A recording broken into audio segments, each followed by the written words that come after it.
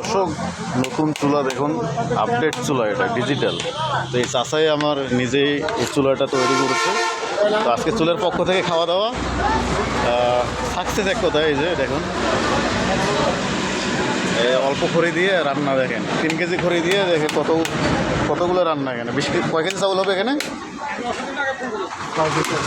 6 KG, 6 KG, 2-3 KG খড়ি দিয়ে। মাশাল্লাহ, চাচার জন্য দোয়া করবেন। আর যারা যারা খাইতে চান এখনই চলে আসেন চাঁদালের মোড়ে, তাদের শেষ হয়ে যাবে।